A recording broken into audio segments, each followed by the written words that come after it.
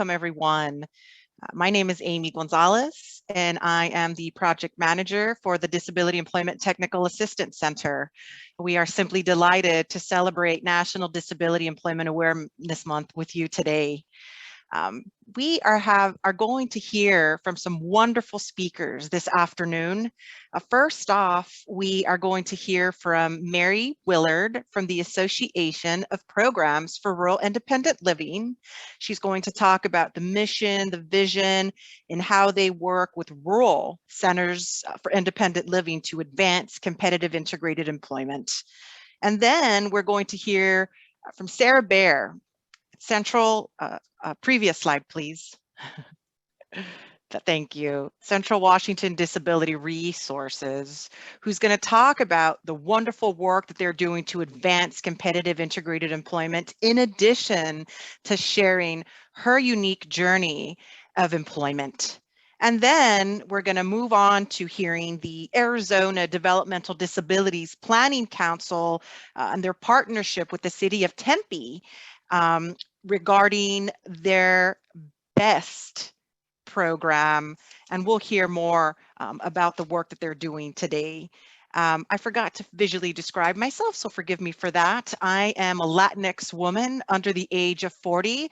Today, I am wearing a ponytail. I have dark brown hair.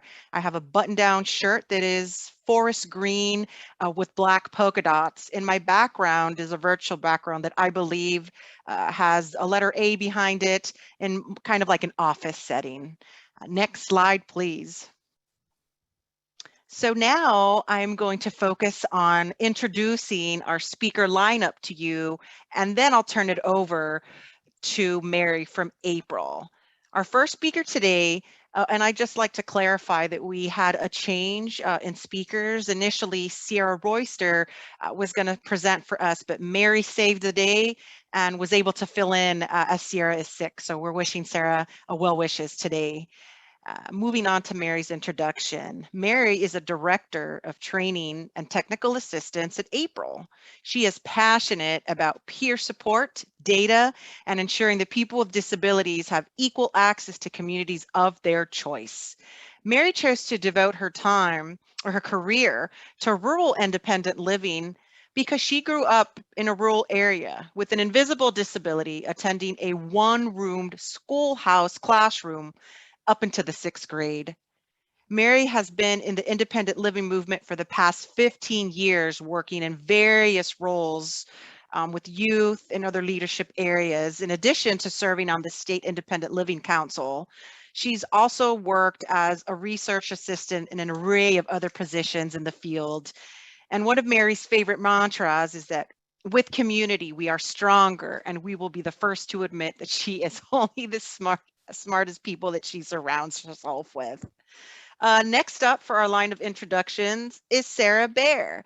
Sarah is legally blind and lives in Ellensburg, Washington. She is a youth transition coordinator for Central Washington Disability Resources, and she's worked about a little over a year there. And prior to working there, she was a paraeducator for the Ellensburg School District. And so we're excited to hear more about Sarah, the wonderful work that she does in her employment journey. Next up, our Arizona team. Michael Leyva is the Contracts and Grants Coordinator for the Arizona Developmental Disabilities Planning Council. He oversees activities and projects related to competitive integrated employment and transition. Prior to joining the council, he worked for the Arizona Department of Commerce and the Arizona Office of Tourism, focusing on business and economic development, marketing, and promotion. He is an Arizona native, proud father of 3, has 4 grandchildren, and graduated from Whittier College in '76. Next up is Max Reiser. He is the TEMP's Best Program Coordinator. He has worked with individual disabilities for over 20 years and has held positions in vocational rehabilitation, psychiatric rehabilitation, and executive management. Max has held a past certification and license as a counselor. He has degrees in psychology, in counseling, and health sciences.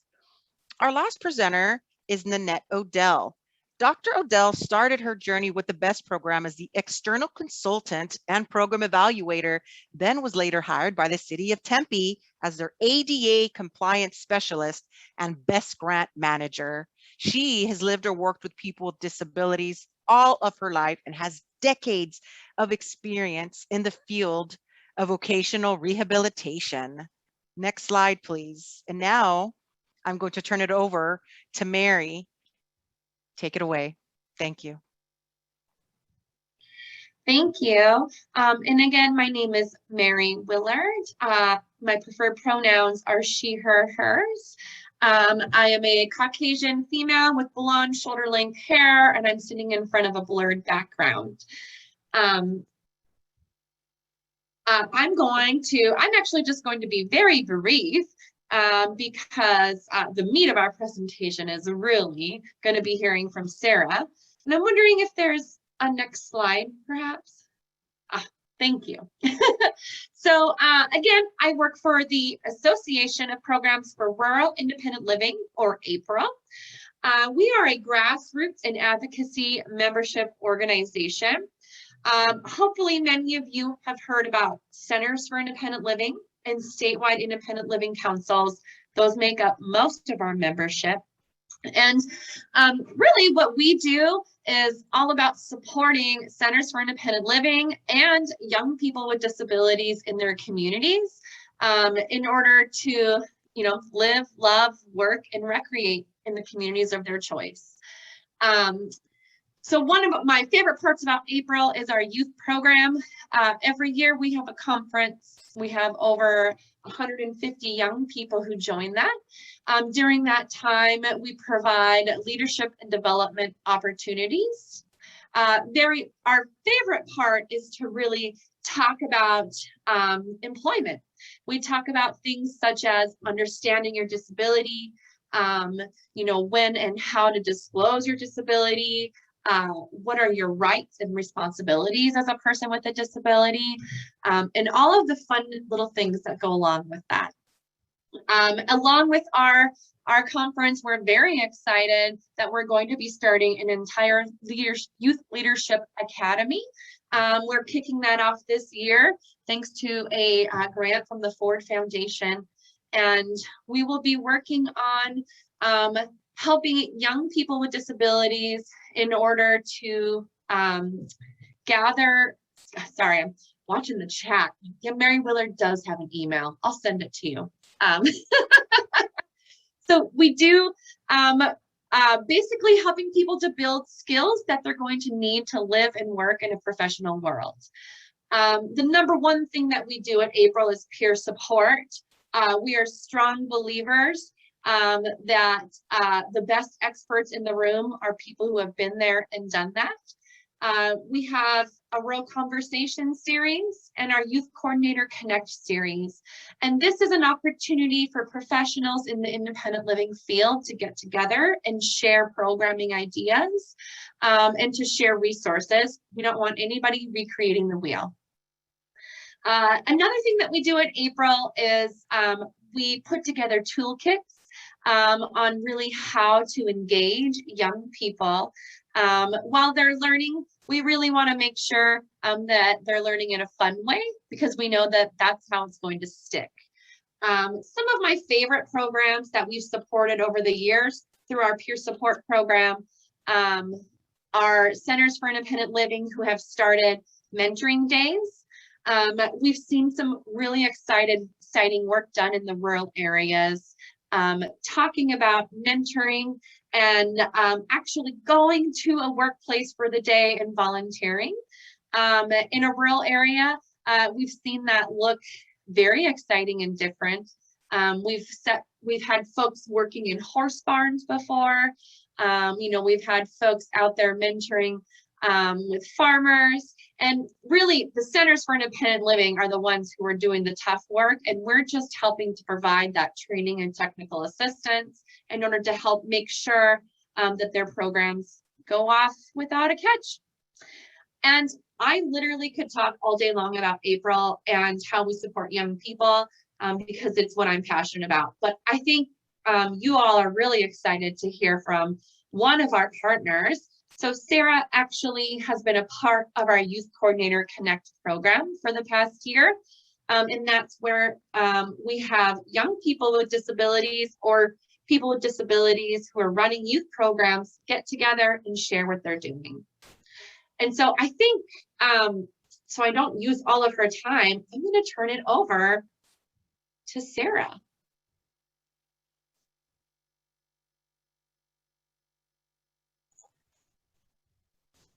Hi, thank you. My name is Sarah Bear. I am the Youth Transition Coordinator / Independent Living Specialist / Children's Assistive Vice Specialist for Central Washington Disability Resources.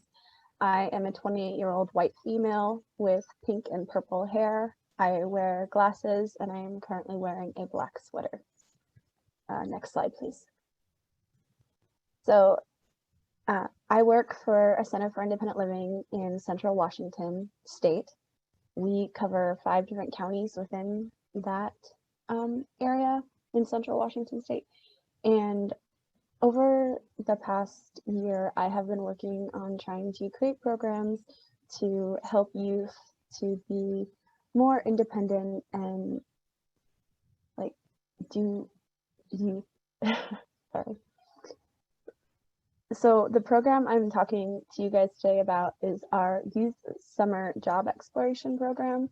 So I created this program to help youth learn pre-employment skills. It was a month-long, so about 5-week program in July that worked with youth in our service area to help them with resume writing, interview practicing, professionalism, self-advocacy, reasonable accommodations, and the ADA.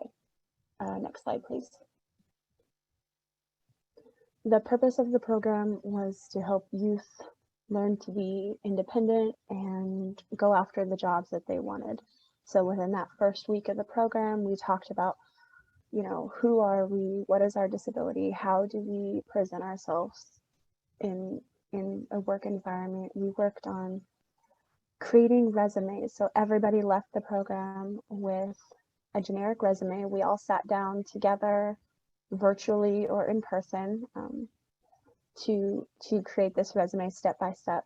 And we went over, you know, what was on it, how you go, what's okay to put on it, what's not okay to put on it, what is a reference, you know, how do you do all those things. We did interview practicing. So our youth got to practice giving and receiving interviews with each other, with the other participants observing, to give advice and critique based off of a list of criteria that we went over. Like, how do you present yourself in an interview? Are you wiggling around? Are you fidgeting? Are you looking at your phone? So like knowing, you know, what's expected during an interview. We talked about professionalism. So great, you got the job. Now, how do you act when you're at your job? What do you do? How do you keep your personal life and your work life separate? How do you talk to your coworkers? You know, kind of getting those roundabout services.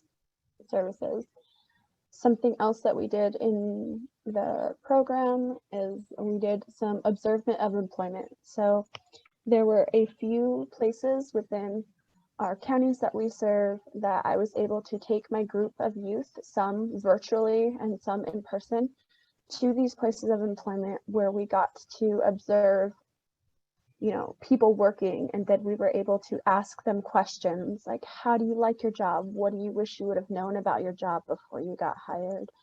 How do you handle customers? How do you deal with the public when you're having a bad day? So getting some advice on realistic things that could happen while you're working was very beneficial for our youth. Next slide, please.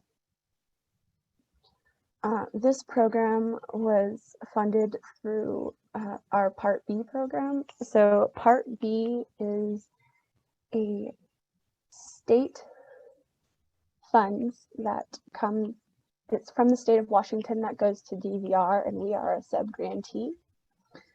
SILs were awarded this funding to provide extra services to underserved populations. And the reason we used it for this program in particular is because we saw a need for our underserved youth to be getting assistance with those pre-employment skills, noticing that, you know, youth transitioning out of high school might need more support in understanding, you know, what's expected in the real world, what's expected of an employer. Next slide, please. So the program had two different groups, a morning group and an afternoon group. We kind of separated by age because the youth transition program that I'm in charge of is 14 to 24. So someone who's 14 to 15 might have different ideas than a 23, 24-year-old. So having them in two separate groups where we worked on the same things just brought it down to the appropriate level. Overall, we had about 14 participants in our program all over our counties. Each youth were able to leave the program with a resume. They were able to leave the program with language on how to ask for accommodations, understanding what an accommodation is, and knowing how to get them. We went over the ADA and kind of how they're protected under the law, like what's allowed for what's allowed to be asked of them, what's not allowed to be asked of them. We, in the state of Washington, have a great resource called Disability Rights of Washington, and it has several different videos on it about transition and job accommodations and things like that. So I used a lot of that in my program to help the youth understand what's expected of them and what can and can't be asked or can and can't be done. I did find out towards the end of my program that we did have a success story. One of my youth was able to get a job based off of the skills that I was able to teach them. Next slide, please. And so a little bit about me and myself. Next slide, please. So I graduated college in 2016, and right out of college, I got hired with the Ellensburg School District. I had been volunteering there for many years in their developmental preschool program, and the stars happened to align that when I graduated, they had an open position. So I was able to apply for that job, and I worked in that position for about 4 years. It's my passion. I have always had a passion for working with small children or just children in general with disabilities, helping them realize their full potential or help them be as independent as possible. So, you know, working on a lot of what I worked on at the preschool was basic things that you and I might take for granted, like putting your shoes on or, you know, holding a pencil, you know, very simple things that might come easy to us that didn't come easy to them. COVID kind of changed that for me. I wasn't sure where my career would go because schools closed, everything shut down. And I was kind of like, okay, what do I do now? So a friend told me about a part-time cleaning position at Central Washington Disability Resources. And I was like, cool, you know, I'm just looking for something to do. I don't really need the money, but it's something to do. And so I applied for that and I got that job. And after about a month of cleaning, I found out that an independent living specialist position had opened up. And because I was unsure of if schools were going to start back up in the fall and where my job was going to be at then, I decided to take the leap and I left the school district and I applied for the IL position, which I got. And then I had been working as an independent living specialist until about February, and then February I was able to transition to the youth transition coordinator as well as independent living specialist. And so since February, I have been working on creating programs to help youth in all aspects of life learn to live as independently as possible. I think that's the last slide. And then this is just our contact information for April, for Sierra and myself.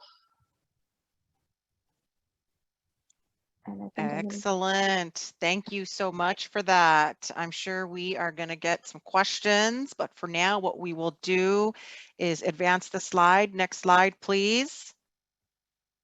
And now I'm going to turn it over to the Arizona Developmental Disabilities Planning Council and the City of Tempe. Take it away, folks. Thank you, Amy, and greetings from Arizona. I'm Michael Leyba. I'm the Contracts and Grants Coordinator for the Arizona Developmental Disabilities Planning Council.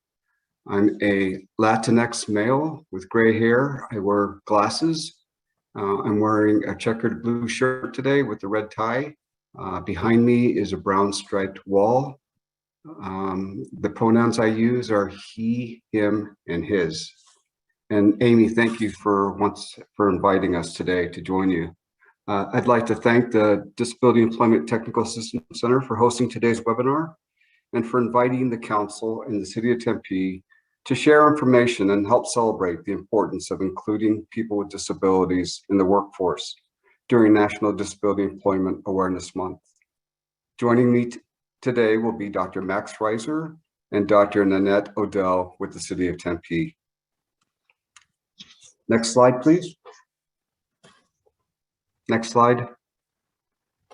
Next slide. Thank you. The council has long recognized competitive integrated employment for people with disabilities as an important goal. 3 years ago, the council issued a competitive grant solicitation for model employment projects. The council wanted out-of-the-box ideas and asked applicants, what's possible when we work to be more inclusive? How can a project help change the culture of an organization by implementing inclusive hiring practices? What kind of training will be offered? How will it be evaluated? Will it achieve its desired outcomes? And once funding from the council ends, how can the project be sustained? Next slide. The council received a proposal from the City of Tempe for the BEST project, which is an acronym for Building Employment Supports and Training. Tempe's proposal offered a holistic approach, which incorporated top-down city leadership buy-in, involvement of city departments, professional development opportunities for city staff, and most importantly, included a career path for people with disabilities. The project was funded for 3 years, and recently the City of Tempe leveraged funding to sustain and grow the BEST program. The image you see on the screen right now is a picture of people from the council and City of Tempe. We awarded the grant to the city, and so there's an image of that big check. And now I'm going to let Max Reiser share program details. Max is working with an interpreter today. Max? Next slide. Yes, hi everyone, and thank you, Michael, for that introduction. Can you please start off with the other? Okay, great, thank you. So yes, again, my name is Max, and I am the BEST program coordinator. I am very happy to be here. I am wearing glasses and I have a red shirt on. It is a polo shirt, and I am sitting in my office. Typically, I have all of the typical office equipment in the background. Again, I'm happy to be here and thank you so much. So as with any other program that is successful, you need objectives and you need goals. to help you be successful. And that's what we have done with the design of this program. Our objectives are that we are using to keep us on track for the next 3 years of the program. The first is to hire 6 individuals with developmental disabilities and to design the program to promote and hire and understanding of the individuals with developmental disabilities within a 3-year time frame. And of course, one of our objectives is to increase our cultural sensitivity towards those individuals with disabilities among the city staff using measurable metrics. And those measurable metrics are going to show how we are affecting change in the city. Our goals for the program are to create a program that is sustainable and replicable. So that way we can share these programs with other cities in hopes of helping the next city increase their ability to hire individuals with disabilities. Of course, one of our goals is to increase our hiring for individuals with developmental disabilities, not just in the city of Tempe, but also in other places where their goal is to help spread out the awareness of the program and have that program be replicable. One of the biggest goals for us is to change people's lives, and that's exactly what we are doing. If we go ahead and go to the next slide, please, I'm going to show you all a video. It's a video of myself, and the video explains a little bit more about the program itself. We also use the video for all of our marketing efforts, and so please enjoy this video. Thank you. Hey, my name is Max Reiser. I'm the program coordinator for Tempe's BEST program.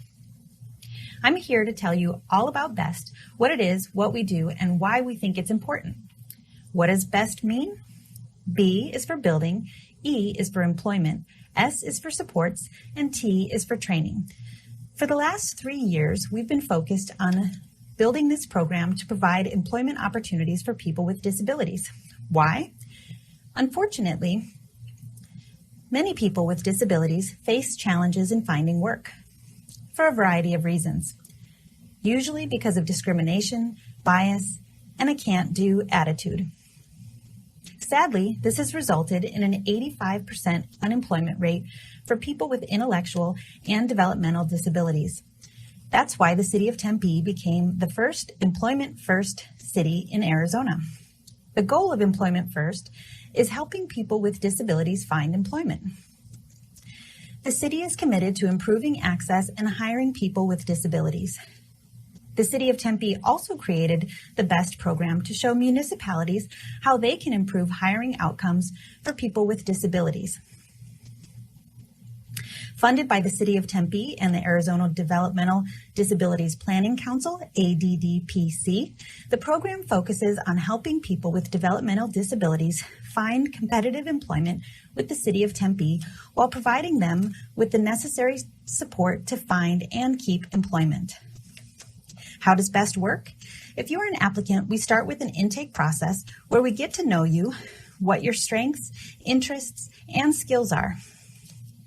We then work with you and other providers and partners to give you the support and guidance you need in your job search with the City of Tempe.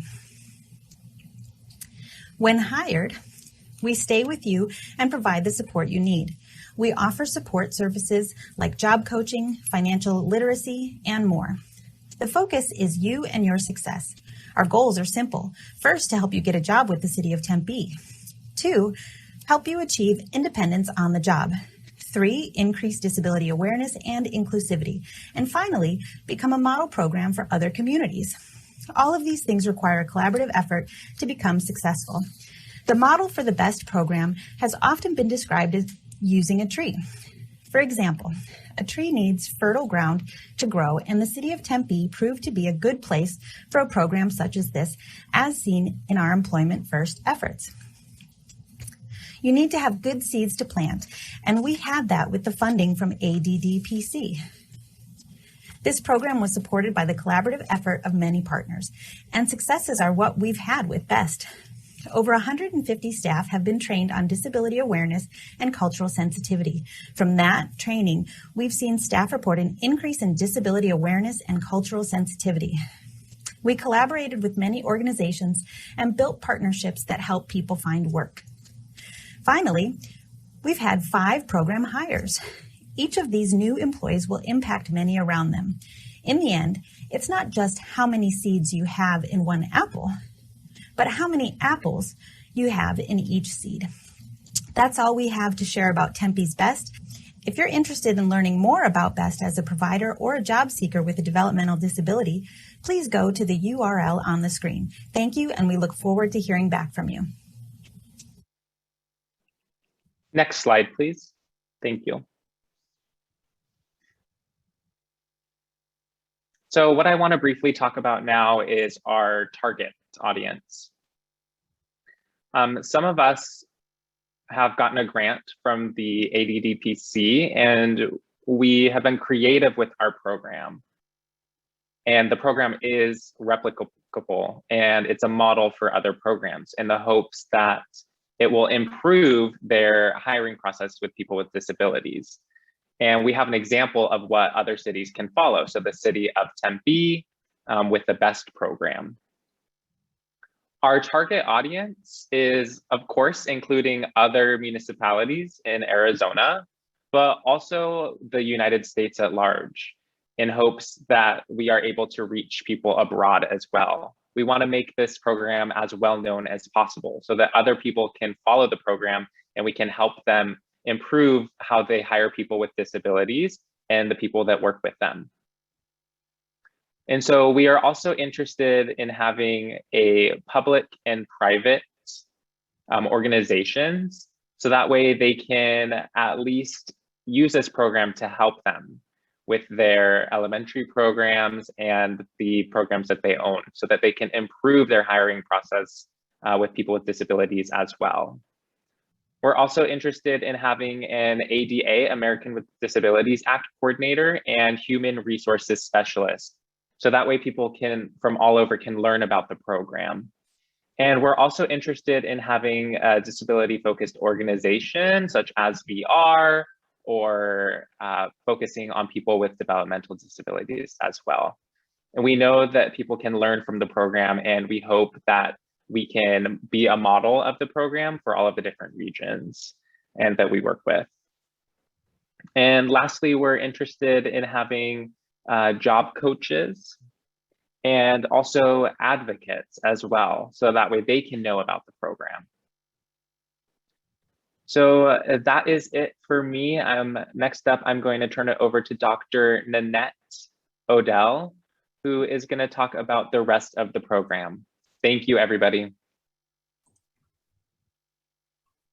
Good afternoon. I hope everybody can hear me well. I am a vintage white female with brown hair that has been going gray for about 30 years. In fact, I think I started the trend potentially for the cool gray thing.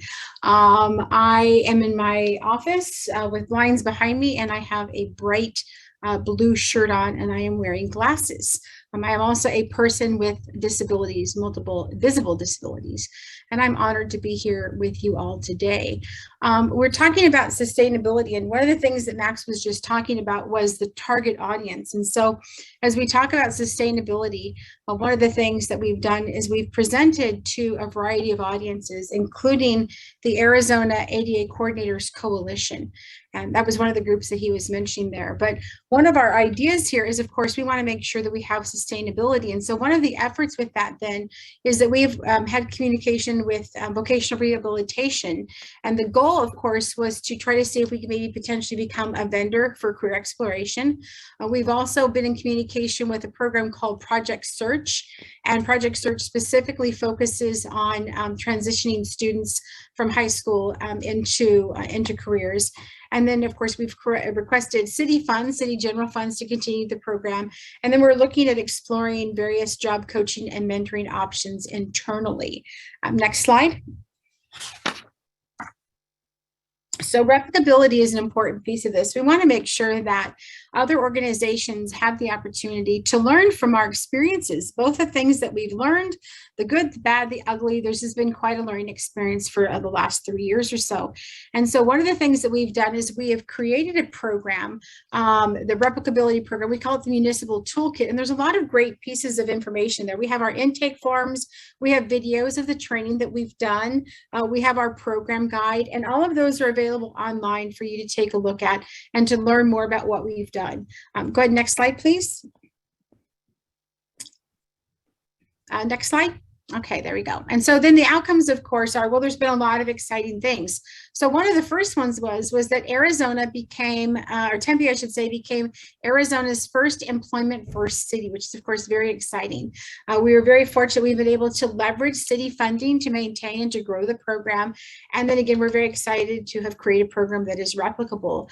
I think one of the things that's really important with that also is, of course, again, we've provided a great deal of training. 10 of those trainings have been just in general disability awareness trainings, and 5 of them have been specifically for individuals who have been hired by the city of Tempe. Their actual work group has a disability awareness type of training before the individual starts. And so again, there's been an impact then on those individuals and then their entire work group. So a total of almost 180 people have attended the training over the last 3 years. And of course, what's so very exciting is that we have 5 individuals that have been hired by the city of Tempe. Now, 4 of those individuals are working part-time and 1 is working full-time. And the earnings average tends to be between $13 an hour and almost $19 an hour, with the majority of them being on the higher side there. They all do receive sick leave, and 1 is actually now a part of the Arizona State retirement system. Next slide, please. So of course, I've been talking about outcomes, and I want to just really make an emphasis that the outcomes that we're talking about, these are so much more than, of course, numbers. We are talking about people. And so let me just introduce you to James first. James had a history working in the custodial field, and he came in absolutely with that goal in mind. He was able to use his experience. He loves his position, and he's doing a fantastic job. Next slide, please. Next, we have Julia. And Julia, you'll see in the video, she just so you know the picture here, she's wearing a blue Tempe shirt and she is smiling. And the truth is, you're going to see her smiling almost every time you see her. She has done a fantastic job working again as a custodian. And we get regular communication from her family that talks about what a great job she's doing and how she's really just changed overall as an individual. One of the things I want to show you here, because I'm not sure how well you'll be able to see it, but we have a quote from Julia that says, "I liked the BEST program because they helped me out so much with everything about getting a job. Everyone was always very nice and kind. They made me feel included. And the best part is my new job." Go ahead, next slide, please. And then finally, we have Juan, and Juan is also working as a custodian here in Tempe. And what's really exciting too is that with his job, he's been able to help support his family. Now, I want to pause here before I introduce the other 2 people and let you guys know that these are 3 individuals that were hired before COVID really hit and before furloughs and everything was happening. And so they were able to fortunately keep their job. And I think that's a testimony to the city of Tempe's dedication to the program and to these individuals, but also a dedication or really, it says an awful lot about how well they did with their job and how well they worked with their teams, because again, they were able to keep their jobs. But I also really want to point out that these individuals either had a background in custodial work or that was a goal of theirs. And we also really made sure that that was something that they wanted to do also when they started, because we know sometimes there can be a little bit of sort of a stereotyping of individuals with developmental disabilities put in custodial jobs. And we really wanted to make sure that we showed them there was a lot of really great varieties and options for them. But again, for these 3 individuals, this is what they chose. And again, they're so very happy with their job. Next slide, please. Then we have Alicia, and Alicia is came a little bit after when things kind of started picking up after COVID, and she's been with us for a little while. She actually is working in 2 different positions. She's working one as a customer service representative and then also as a classroom instructor. She really enjoys working with the public and she's doing fantastic at her job. Next slide, please. And then last but not least, we have Eric, who's actually right down the hall here. He works up here in City Hall in Tempe. He's on the 2nd floor in the city clerk's office. Now, this is his first experience with this type of job, and he is really enjoying the challenge. Next slide, please. All right, so we've talked about these 5 individuals. And again, we said before, more than the numbers, we're talking about 5 people. And those 5 people and their circle of influence between their family and their friends and the individuals that they work with, the ripple effect can be quite great. And so we're really very excited. They've had such an incredible impact on the city of Tempe and their lives itself. One of the things I think it's also been really exciting is we have outcomes that we feel really last. So over the last 3 years, we have conducted what we call a culture of inclusion survey. And so I have some responses here. Just, you know, the previous slides, and I do apologize, is we had a couple of individuals, again, I described them very briefly, but they were all usually in the midst of doing their job or sitting at their desk. And actually every single one of them had a smile on, which is exciting. I think that's the most important piece. The image that you have over there to the right shows specifically a graph that indicates how many individuals have taken this survey recently, and specifically how many of them were able to complete the survey and indicate that they had attended at least 1 or more trainings over the last year. So if you can go ahead and click to the next slide, please. So one of the things that's really exciting about this, and I'm a little bit of a numbers person here, is we had a total of 353 people who took the survey. We had a good number of individuals, 251 individuals indicated that they essentially, to the question, there was a question that was asked that says, whether from the training efforts, other city initiatives, or in general, do you feel that your overall level of comfort with individuals with disabilities has changed over the last year? And the options they were given were no, it is the same, or yes, it has increased somewhat, or yes, it has increased a great deal. And of the 251 individuals that answered this question from the overall respondents, 35% of them said that they felt like their level of comfort has increased either somewhat or a great deal. Again, that's 35% of the overall population that it took this. But then we had the other piece there was we were able to filter down the number of people who had taken at least one of the trainings, and that number went from 35% increase to a 53% increase. Again, these are individuals that had specifically taken 1 or more of the trainings. And so again, I think that says an awful lot in regards to the training, the personal development for the individuals that have attended these. Again, not only their own level of comfort, but also, of course, I would think that their level of influence either here in Tempe or beyond and with their families. And so again, it's just a fantastic testimony to all the great things that this program has been able to do. So with that, I'm going to go ahead and hand it back over to Mike. And again, I thank you so much for your time and attention today. Thank you, Nanette. So some closing thoughts for you. Next slide, please. Some closing thoughts we wanted to share with you. Leadership needs to make inclusive employment a priority. Best secured support from the mayor and the Tempe City Council. Having said that, changing culture within a city government takes time. It doesn't happen overnight. It takes a village. Although the city of Tempe took the lead to develop the BEST program, there were 12 partners who participated and contributed to its success. As Max mentioned, the Division of Developmental Disabilities and Vocational Rehabilitation were at the table, but so were employment service providers, both Arizona USEDs and disability-related organizations.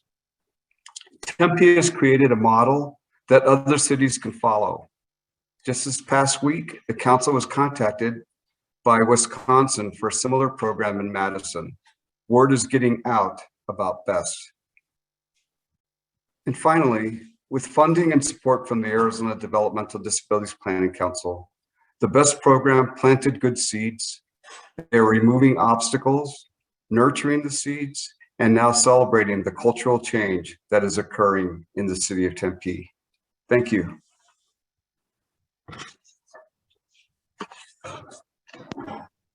Thank you very much to our presenters. Now we are going to take a deeper dive into some of the questions and the comments that we have received in the chat box. There have been quite a few questions for Mary. Mary, we have a lot of participants that are eager to access some of the toolkits that you mentioned, And my understanding is that Mary is currently compiling the links in a Word document so we can share that Word document with our participants. And in addition to that, if possible, Mary could potentially share those links in the chat box. So I know that we have some folks eager to check that out. We have Lucy, who mentioned that she is from Anchorage, Alaska, and that they heard about a farming program, through the Hope Community Resources. And I think that comment is based upon the comment that Mary mentioned of some of the programs that they have working to support youth and employment. Moving right along to some of the additional questions, there's more questions about the toolkit. And again, April is working to share those links with you. A ton more questions about the toolkit. Let me just kind of slide down. For those of you participants that are asking for the slide deck, that slide deck was emailed to you at approximately noon Eastern time. However, if you just registered for the webinar today, then we can go back to send you the slide deck by simply reaching out to us at aodemploymentta@gmail.com. So we're happy to send you the slide deck. Just email us. All right. Continue to move down the slides. The comments that I'm seeing, this comment is for Sarah.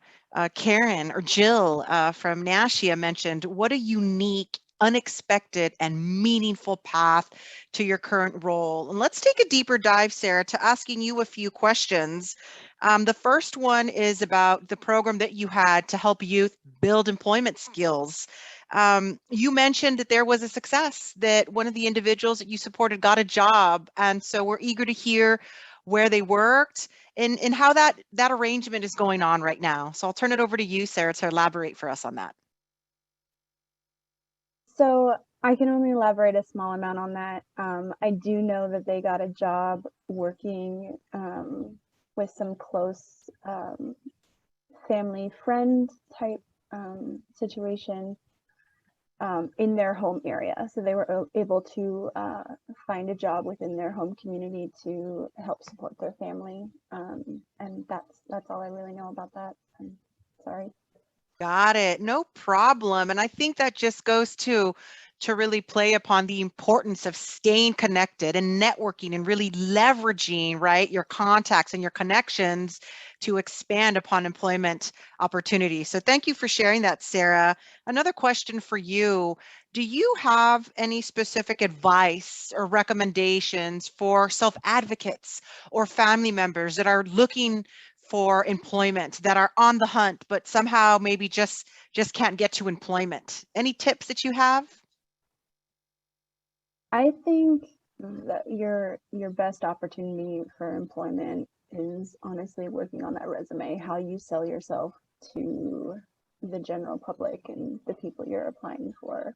You want to put your best foot forward, have a positive attitude, you know, be willing to try new things, jump out of your comfort zone. You never know, like, I didn't think that working behind a desk would be something that I enjoy. I loved the chaos and fast motion of my preschool, but I have come to really enjoy my job behind the desk and working with more older youth and even adults with disabilities to help them live independently. And so I think it's just best to put your best foot forward and stay positive. You know, it's okay to ask for help if you're not sure, you know, of what to put on your resume or how to approach a situation.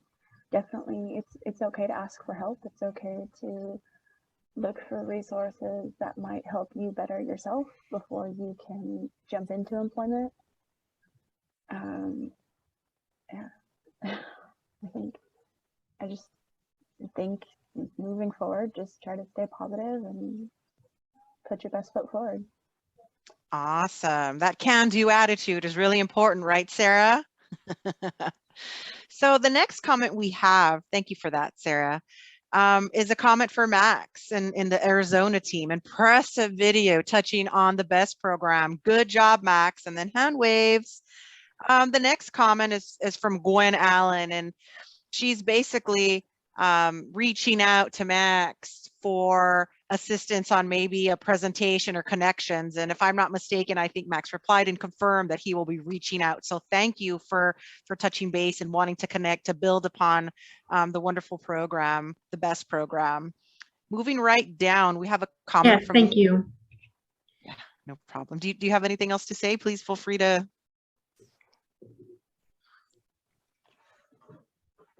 Okay, No, thank you. no problem. So we have a comment from Layla. We have an employment first legislation in Alaska, but we had to have it from HB, and then we had to pass it to the House side, to the senator under the panel. So we're excited about that legislation, and we know that Alaska's been doing some great work. Let's see, let me continue scrolling down because I see the questions. I just need to keep scrolling. So another comment actually from Layla. We do have a project search program through the Governor's Council on Disabilities and Special Ed that has a student that attends a job training at hospitals and clinics and with animals by the school districts in Alaska alone. So that's another opportunity for partnership and another opportunity to expand upon the work in Alaska. Thank you for that. Next comment. I'd just like to reiterate, we're seeing some more comments about receiving the presentation. As long as you reach out to us, we're happy to send it to you. Next question.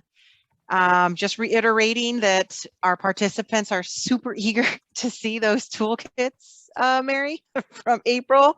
And I'm just going to reiterate a comment that Mary shared. I got it. I am building a Word document with some of my favorite links and resources that will be shared. So Mary's searching and she's digging for the best of the best resources.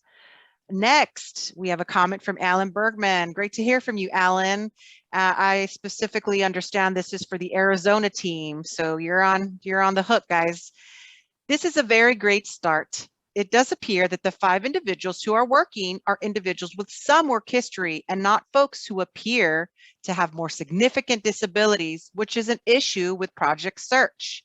Do you have plans to include individuals with more significant disabilities by using the processes of discovery, job development, systematic instruction to achieve customized employment? So that is specifically a question for Michael, Max, and Nanette. I'll turn it over to you folks.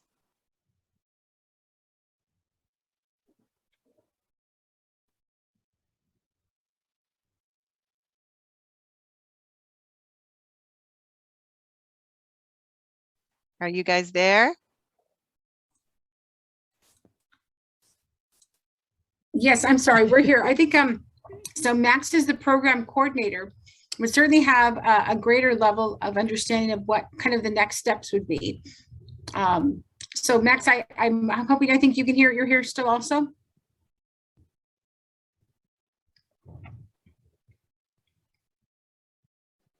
Yes, hi, I'm here. Should I repeat the question? It's a long one. We are continuing to develop our partnerships with the local community, and that includes working with the vocational rehabilitation and identifying different candidates for the program. Our criteria is that anyone with any intellectual or developmental disability can join our program, and that we are only a couple of years old and looking for, high school graduates who might be interested, and then we can get them a referral from the partnerships for anybody who fits those, who fits a subject of those people. So we are in the works of talking with them, and we are working with them to see if we're able to help them, helping with hiring with appropriate job opportunities in the city of Tempe. And we are able to make sure that people meet the qualifications that are listed in the job descriptions themselves. And so a couple of things that we are looking for and also working closely with people when they're doing interviews and different rights, as well as selection and the process with all of that. So focusing on different strategies and skills that they would be able to use in helping to just develop a better picture for them so that they can be more active in that process. And after we speak with their counselors or their family, just to get a better idea and to get a better picture of their vocational skills and their potential and their work history, and things of the like. And so helping them out when they're searching for employment within the city of Tempe. And hopefully the city will be able to benefit a lot from that experience. Thank you.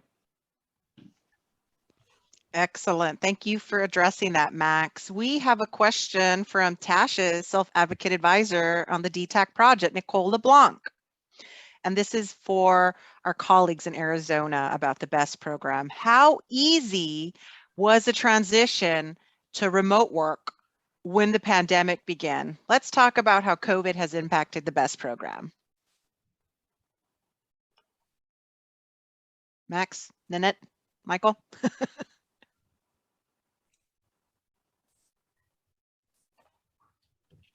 I'm willing to answer that question as well. So to answer the question, it was pretty easy for us to make that transition from in-person work to remote work. Really, the city of Tempe was very supportive in making that happen. They did start to allow staff members to work from home early on during the pandemic. And we did have a good information technology department that was able to help us and help the staff and make the transition from doing all of the work in the office so that they would be able to do the same level of work at home. And but still, since then, we have been allowed to go back to the office at least once a week, and we're free to come and go as needed. And also, when the CDC comes out with recommendations on what's going on with COVID and things to use to protect ourselves, we are able to go and work with employees again and provide them in-person support at that time. One interesting thing about our experience is that though we have custodians who need employment support, they're thought about as quote unquote essential employees. And so of course we need to, that support needs to be ongoing with them. And we need to be able to work with them as well. And so keeping in contact with them through email or through phone calls. And when the situation really calls for it, we go in person and we make sure that we use a mask. So that way we're able to see them. And so, yes, again, really the question's great. It's been pretty easy for us. And of course it helps that I myself am very literate. And so I am able to take advantage of the different technologies. So that way we can meet all of our program members' needs. And that was during the early days of COVID. So yeah, thank you for that question. Excellent, Max. Don't go too far because we have more questions for you coming down the pipeline. The next question. Oh, I think Nanette wants to elaborate upon that. I was going to say, and Max really is the most appropriate one to answer a lot of these questions. I've been answering some that I'm able to in the Q&A pod over here also, so that people can also see that. So I'm answering what I can. Max is doing his. We're all a team together here. So thank you so much. Teamwork makes the dream work. Yeah, I'm happy to stay and answer more questions. Thank you, Nanette, for that. Okay, I'm about to read a question from Fiona, Max. What are some of the metrics being used to measure the success of your program goals, especially the goals of increasing sensitivity? And that is a little bit more me in regards to training and metrics and numbers. I'm a little interested in that topic. So as I mentioned earlier, we have been conducting what we call a culture of inclusion survey for the last 3 years. And it's asked a variety of questions in regards to what is an individual's level of contact with an individual with disability and their level of comfort with an individual with disability. And then this year we added their interest in training. And this is essentially asking about a variety of different types of disabilities. And then it's asking on like a 5-point Likert scale from very, very comfortable to, oh, I'm not comfortable at all. And so what we have seen is from year 1 to year 2, we saw that increase. And then from year 2 to year 3, this last year, we've also seen that increase.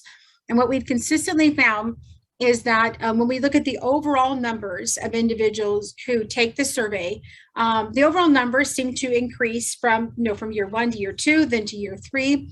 But we also consistently found was that when we were able to filter out the individuals who had taken at least one of the trainings, that number increased even greater. And so that was exciting to see that pattern where even more individuals expressed that they felt a greater level of comfort working with, interacting with people with disabilities. And again, the only real difference there was they had attended at least one of the trainings. So again, remember, we've had a total of 10 trainings that have been overall disability awareness training. And then we've had 5 of those that have been what we call like a small work group training. And those are trainings that are provided specifically for individuals that are in the work group before a new hire starts from the BEST program. So I think that's very exciting. We definitely have some numbers to show that. And what's again also really exciting is that this year we added the component of what is your level of interest in training, and we also saw a pretty good number there where people are interested in different types of disability training, on a regular basis, and that's something we're trying to provide. I hope that answers your question. That was excellent. All right. Next up, we have a question from Kendra. And this question is actually for the Arizona team in addition to Sarah. Do you use video resumes to help with applying for jobs for your clients or consumers? I personally have never used a video resume, but if that was something my consumers wanted to use, or if they found that would be a better format for them, that is definitely an option that we can look into. Absolutely. Thank you, Sarah. Arizona team? To answer that for us, if you don't mind, is we have not done that previously, but we do have a good relationship with the Department of Economic Security. And we have an event that comes up every year. Of course, we had to cancel for this last year. For this next year, we're postponing it to April until just before school is about over. And it's really going to be the focus. It's going to be a completely virtual event. But one of the pieces to this, and it's called this is okay, and I'm so sorry for the interpreters and the captioning people. I have a hard time even saying this. It is a mock interview Appaloosa. Well, I know I didn't say that right. Appaloosa, something like that. It's essentially a mock interview party. Let's put it that way. Much easier to say. So that is going to be happening in April. And again, it's going to be all virtual. People are going to break out into groups. They're going to practice doing an interview in a virtual environment. And they're going to also practice developing and doing a virtual resume or a video resume. So that is something we'll be doing, like I said, this next April. Amy, this is Mary. Can I just add, first of all, hi, Kendra. I know who that question came from. I just want to say that I've worked with a lot of CILs that have, they have done some, not video resumes, but they will record practice interviews and then play it back for people so that they can kind of practice that process. I think one thing that I hear over and over from folks is that that interview process is really intimidating, especially if you've never done it before. And so I think that part's really important. And then I've also heard of folks putting together some resumes in a PowerPoint.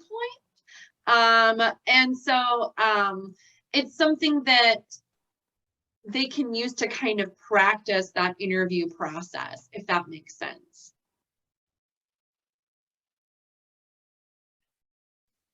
Oh, that's excellent. Thank you so much for adding content relative to that question. Now we've got a ton more coming in, so I'm just going to keep scrolling. We have a comment from Monica Robbins. Consider working with business consultants in your vocational rehabilitation programs to partner, collaborate when preparing an individual for employment and educating the business prior to interview or business engagement. Together is better. Ain't that right, Monica? I completely agree. Next up, just to confirm, our email is aodemploymentta@gmail.com. So we're looking forward to hearing from you. At 3:59 p.m., Mary also uploaded a Word document that contains some of the tools that she mentioned when she presented. So please check your chat to access those resources. We have a comment from Zeta. Are you interested, a question. Are you interested on working with youth, high school graduates for a limitation with a grant of just as policy? I'm looking for a little bit of clarification on that. I believe she is referring to the Arizona team and just asking if you work with high school graduates. So I'll turn that over to Max and Nanette.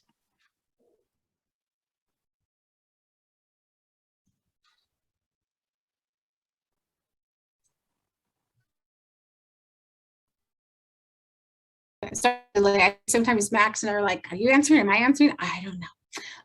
So we're first off, we're open to working with really any individual with an intellectual developmental disability. And high school, maybe transitioning from high school or certainly beyond, really all the individuals that we're working with currently are definitely a little beyond high school. The Project Search program that I had mentioned earlier is a program that works directly with transitioning youth. So again, that is something that we're exploring right now in terms of the sustainability of the program, but that is not in place just yet. But again, we're open to working with really anybody. Max, I don't know if you have anything you want to add to that.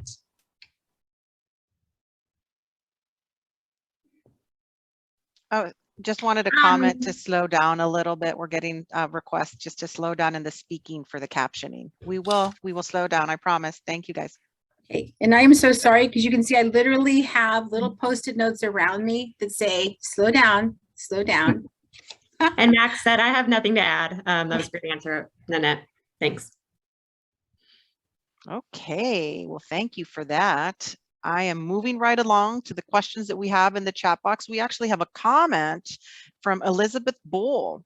FYI, in addition to the independent living centers, vocational rehabilitation is a resource for individuals who have disabilities and barriers to employment, pre-employment skills are provided.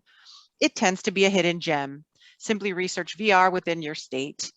She goes on to further describe that there are state veteran focused entities, tribal vocational rehabilitation programs, and that eligibility requirements vary.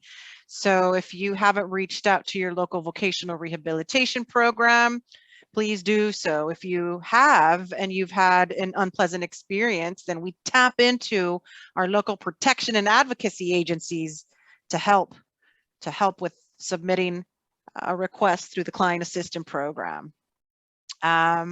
Next up, Nicola Blanc has another comment. Along with supported employment providers, VR, vocational rehabilitation, subcontracts with entities for long-term job development and support. Thank you for that comment, Nicole. At 4:10 p.m., Nanette also shared the best municipal toolkit. So please click on that link to be redirected to their toolkit. So thank you for sharing that, Nanette.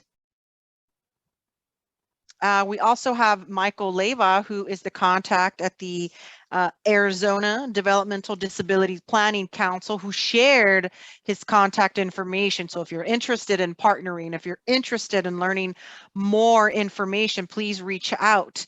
And Michael, we actually have some questions for you from a Council on Developmental Disabilities perspective. So the first question for you, Michael, is say there is a council in another state who is eager to start one of these types of programs. What types of suggestions, some tips do you have to help that council get started? What are the first steps in trying to develop a program like this from the ground up?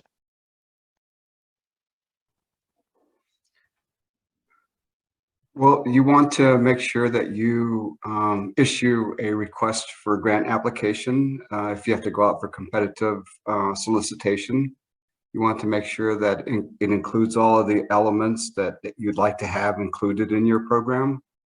That's something that the council created when we issued our solicitation. I can share that with you. I would take all of the suggestions that were made today, that you include people with significant disabilities, that you also include high school students and young adults that are transitioning into adulthood. I would just ask a lot of questions, and I would look to states for some best practices. I think that this is a program that has been successful. I have to be honest with you, the council has funded other employment projects. They weren't as successful as this. So I would just look out to other states. I think that Alaska, for example, has a similar program. So you might also want to contact the folks in Alaska to find out what they're doing. What a great shout out to colleagues in Alaska. That sounds great. And then Michael, just one more question. You talked about some of the tips and how to get started. And you mentioned, issue out a request for proposal. Do you have any suggestions about the specificity in that proposal in the funding? Like, how much is too much? Is it maybe 4 little RFPs with a $10,000 pot? Is there just any insight that you have in terms of the funding structure to share with our audience today? I would go big. When we issued our solicitation, we didn't put a dollar amount. And so we asked the applicants to think outside the box. Those questions that I asked about sustainability, will training be included? What kind of hiring inclusive practices will you include? If you want to develop a program, I wouldn't have a dollar limit. My suggestion is to see what comes back, to see what the applicants are recommending. I also want to put a plug in for the city of Tempe. The amount that the council expended on this project over a 3-year period was $362,193.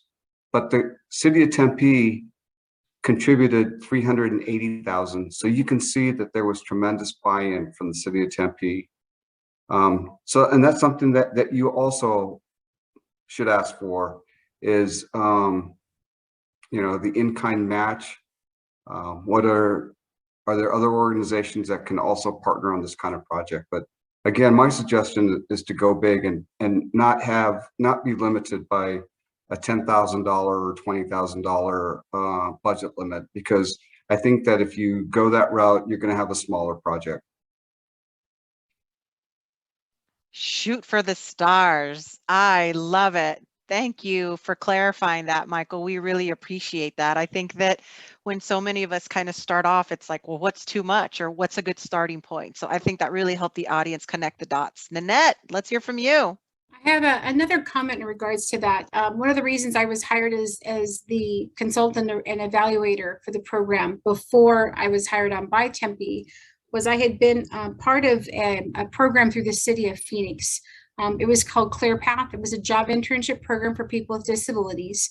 It worked with individuals with every type of disability, developmental disability, mobility, every type you can imagine. And we definitely had individuals with very significant disabilities throughout that time. But it was a much larger program. And so unfortunately, the program is not there any longer. In fact, I was trying to look up some links for it to share with you, but I'll say that if, like Michael said, is go big. I would say if we could go back, having a larger program and having more money would be something I think that really is very helpful, because one of the advantages that we had to that program was we had a direct vocational rehabilitation counselor that worked with the program, that provided the referrals and act as the mediator between voc rehab and the city. All of the interns, and they were interns, by the way. That is the difference also, was that these individuals were interns.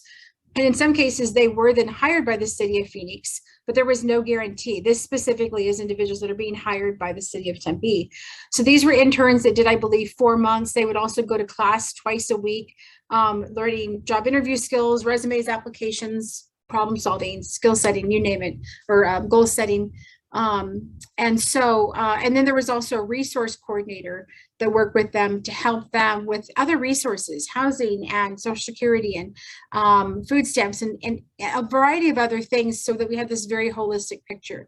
And then we also had a job coach that specifically checked in with them on a regular basis as needed. So again, it was a much larger program. So if you ask for a lot of money, you can have a larger program, a bit more holistic. You can certainly work with more individuals.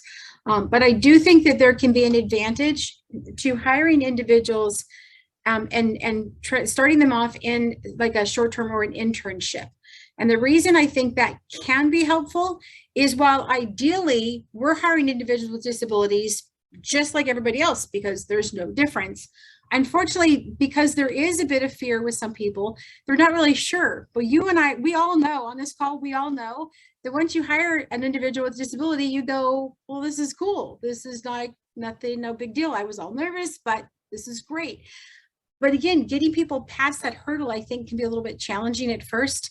And so I think, again, one of the advantages of an internship program is it helps introduce and kind of ease people in to then increase the level of understanding, acceptance, recognition, appreciation, and overall willingness to actually hire individuals. So there's a lot of different models, and but always go big, go big as you can. So I hope that's helpful. Well, it was helpful for me. Thank you. I'm sure it was extremely helpful. So as we wrap up, I'm just going to mention a couple of comments, and then we'll move right along. This comment is from Mary at April.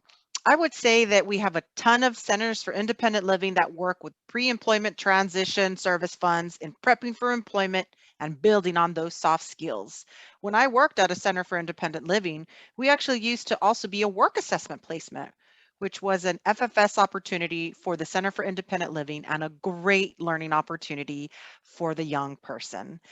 Bonnie, she's just talking about giving us a kudos for mentioning the PNAs, and she's also just letting our participants know that in addition to the CAP programs, they also help people who receive Social Security or Social Security Disability Insurance and are experiencing barriers to employment. It's the PABS program. So just wanted to let you all know that if you didn't yet. And then we have Mary show us some additional links of resources. So thank you for sharing that.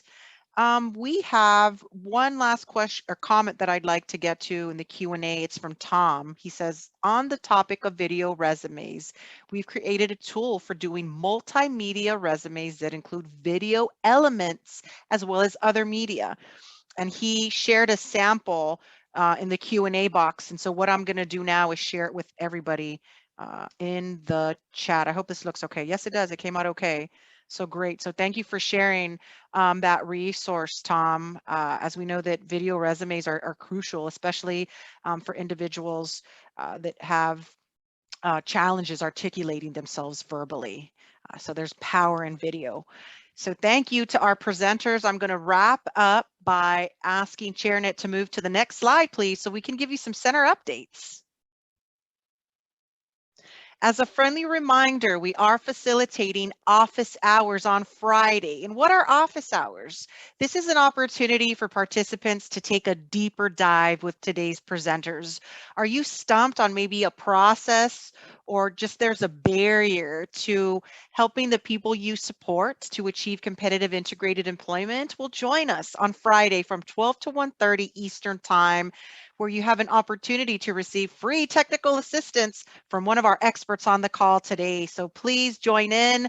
The phone number's there. The Google Meet is there. We have captioning through Google, just to take a deeper dive for any questions, or maybe a more just kind of intimate discussion about some of the work that you're doing. Next slide, please.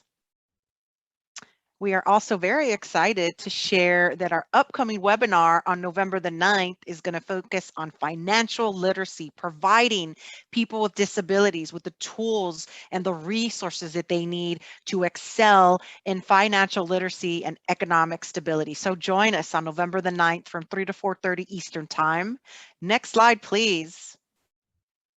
We're really excited to share a few resources that we've published. We just wrapped up our first year on November the 30th, and we were on the hook for 20 technical assistance products, all with the focus on the different grantee categories that we support, which are Centers for Independent Living, State Councils on Developmental Disabilities, Protection and Advocacy Agencies, USEDS, and Traumatic Brain Injury Program. So please click on that link to get redirected and check out some of our newest publications. We are just thrilled to share these with you, and we are just so thankful to the subject matter experts and the other federally funded TA centers that we worked with to help us achieve our goal of 20 resources. So please, please, please check them out.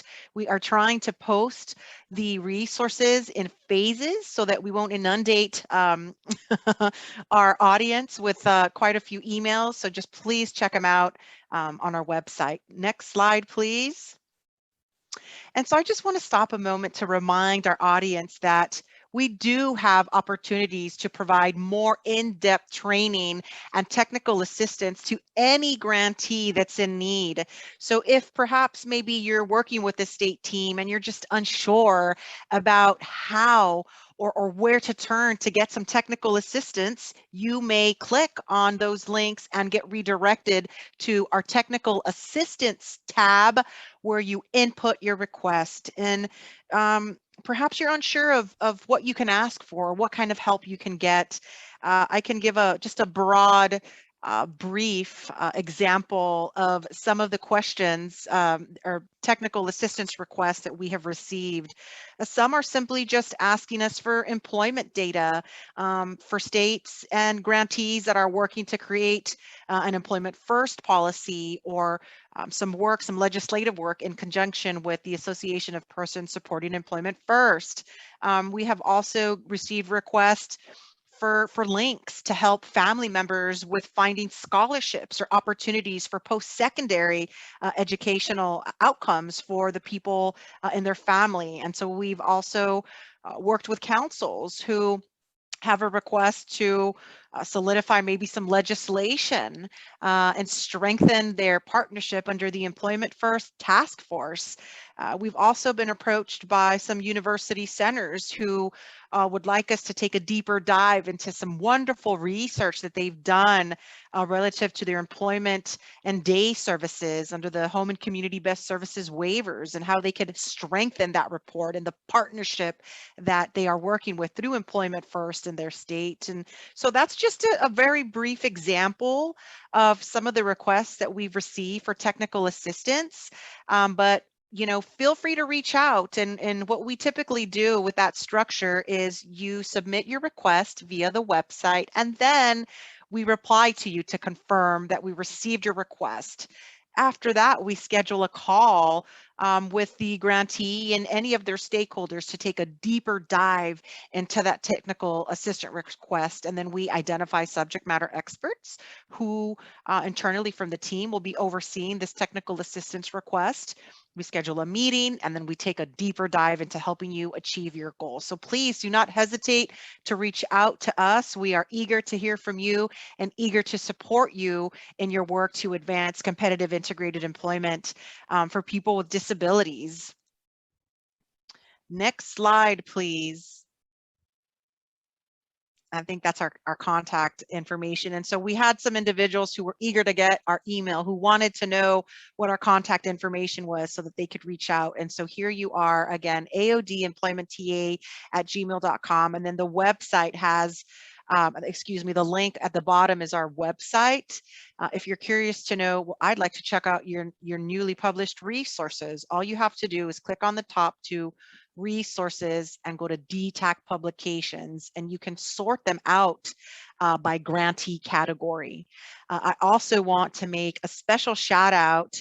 Our self-advocate advisor, Nicole LeBlanc, issued a resource created by self-advocates for self-advocates and family. And so if you're unsure as a family member or a self-advocate of how to get started and you need some tips and tricks to enhancing your employment journey, please check that link out. Just click on that link and you'll be able to check out Nicole's amazing resource. So we're really excited to add that to one of our resources.